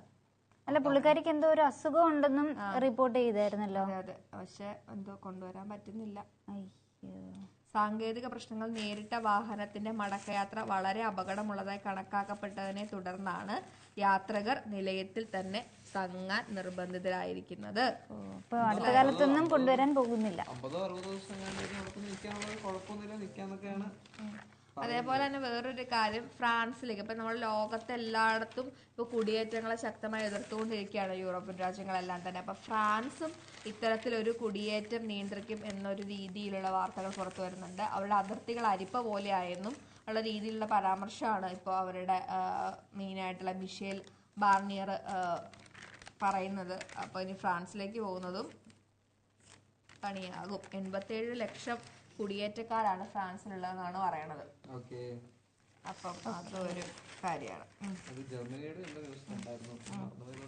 ഈ ആൾക്കൂട്ട കൊലപാതകങ്ങളെ കുറിച്ച് പറയുമ്പോൾ പശുവിന്റെ പേര് മാത്രമല്ല, ആടിനെ കടത്തി എന്ന് ആരോപിച്ചുകൊണ്ടും യുവാവിനെ ആൾക്കൂട്ടം തല്ലിക്കൊന്നൊരു വിഷയമുണ്ട്. പാട്നയിലാണ് ഈ സംഭവം നടന്നിട്ടുള്ളത്. പക്ഷെ ഒരു മനുഷ്യനെ കടത്തിയാൽ ഇങ്ങനെ ഒരു പ്രശ്നം ഉണ്ടാവില്ല. മൃഗങ്ങളുടെ കാര്യത്തിലേ അത് ഉണ്ടാവുള്ളൂ. നമ്മുടെ മാർസ്ലീവ മെഡിസിറ്റി ഇല്ലേ, അവിടെ ഒരു പ്രത്യേക തരത്തിലുള്ള ഒരു അതായത് ചലനശേഷി നഷ്ടപ്പെട്ടു പോയ ഒരു യുവാവിന് അവരൊരു അപൂർവ ശസ്ത്രക്രിയയിലൂടെ പുള്ളിക്കാരന്റെ ചലനശേഷി വീണ്ടും തിരിച്ചെടുത്തിരിക്കുകയാണ്. എന്റെ ചേച്ചി അവിടെയാണ് ജോലി ചെയ്യുന്നത്. അതുകൊണ്ട് ഞാൻ ഇന്നലെ വാർത്ത ചെയ്തിട്ടുണ്ടായിരുന്നു, ചേച്ചിയെ വിളിച്ച് കാണിച്ചതൊക്കെ ഉണ്ടായിരുന്നു. പക്ഷെ ഇപ്പൊ പത്രത്തിലും വന്നിട്ടുണ്ട്. അതായത് കാഞ്ഞിരപ്പള്ളി സ്വദേശിയും മിനി ട്രാൻസ്പോർട്ട് വാഹനത്തിന്റെ ഡ്രൈവറുമായ യുവാവിനാണ് മാർസ്ലീവ പുതുജീവനേകിയത്. വാഹനാപകടത്തെ തുടർന്ന് 1.5 വർഷത്തോളം കൈയുടെ ചലനശേഷി നഷ്ടപ്പെട്ട അവസ്ഥയിലായിരുന്നു. അതായത് ഇടത് കൈയിലേക്കുള്ള ഞരമ്പുകളുടെ സുഷുമ്നാ നാഡിയിൽ നിന്നും പൂർണ്ണമായിട്ട് വേർപെട്ടു പോയി. അതായിരുന്നു പറ്റിപ്പോയത്.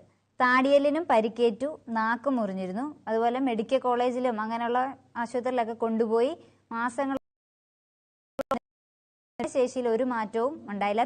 തുടർന്നാണ് അവർ മാർസ്ലീവ മെഡിസിറ്റിയിൽ കൊണ്ടുവന്നത്.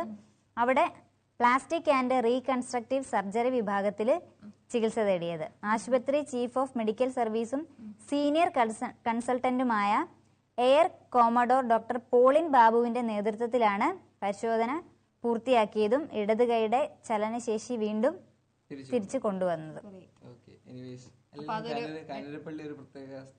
അതെ അതെ, എനിക്ക് ഫ്രണ്ട്സ് ഉണ്ട്.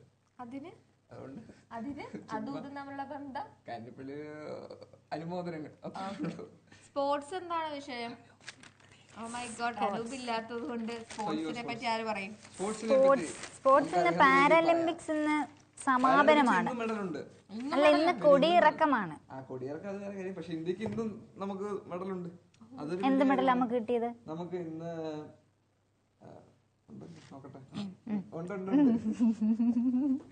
പൊട്ടോസെ സെമ എന്ന് പറയുന്ന വ്യക്തിക്ക് പോരാട്ടം നിന്ന് ഹൈക്കോടതി സേവയുടെ ജീവിതം നാഗാലാൻഡിൽ പേര് പറഞ്ഞടാ. വേണ്ട വേണ്ട, അല്ല കേട്ടില്ല, അതുകൊണ്ടാ കേട്ടില്ല. പൊട്ടോസെ അല്ല, പൊട്ടോസെ. ആദ്യം പറഞ്ഞപ്പോ പൊട്ടോസെ എന്നാ കേട്ടത്, അതാ ഞാൻ ചോദിച്ചത്. അതൊന്നും പറഞ്ഞിട്ടായിരുന്നു. എന്താണെങ്കിലും അദ്ദേഹം ഇന്ന് മെഡൽ നേടിയിട്ടുണ്ട്. അയാള് നാഗാലാൻഡിന്റെ ആളാണല്ലേ? അതെ, നാഗാലാൻഡിൽ നിന്നും ആദ്യ പാരലിമ്പിക്സ് ചെയ്തത്. പക്ഷെ ഇന്ത്യക്ക് വേണ്ടി സ്വർണ്ണം ജന്മഭൂമി റിപ്പോർട്ട് ചെയ്തത്. അതെ അതെ, പക്ഷെ എന്നാണ് പക്ഷെ അതിന്റെ കൊടിയിറക്കം. ഇന്നുകൊണ്ട് പാരാലിമ്പിക്സ് തീർക്കും അവര്. 6 സ്വർണം ഇന്ത്യക്ക് കിട്ടിയിട്ടുണ്ട്.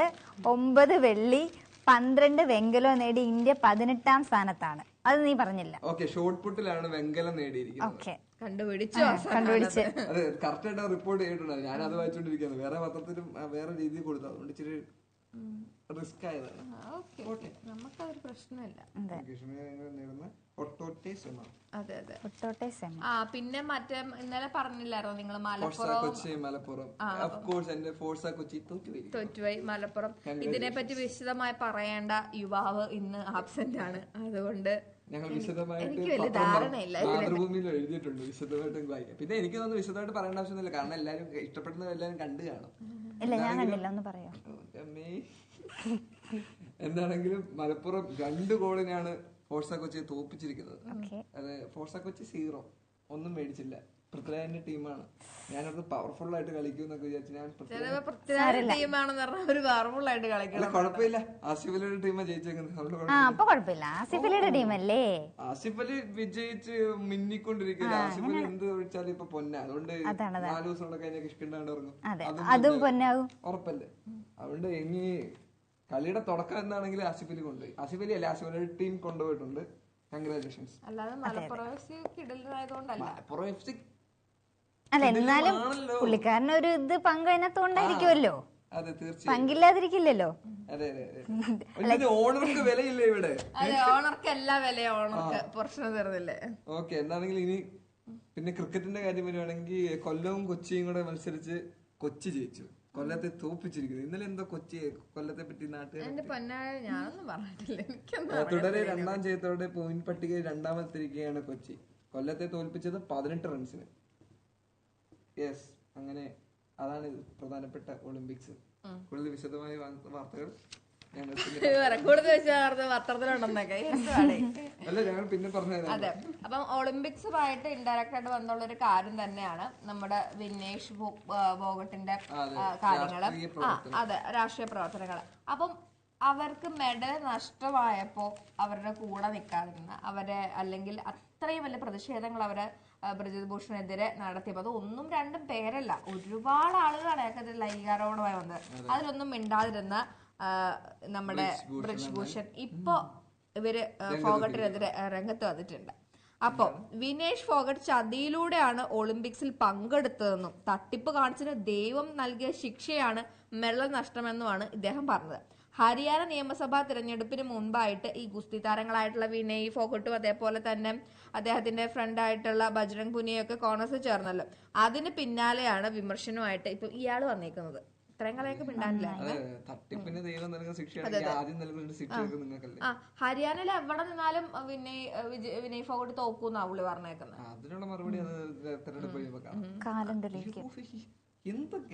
ധൈര്യം ഉണ്ടല്ലോ, അത് എവിടെ നിന്ന് കിട്ടുന്നു ഈ ധൈര്യം എന്ന് ആലോചിക്കുന്നത്.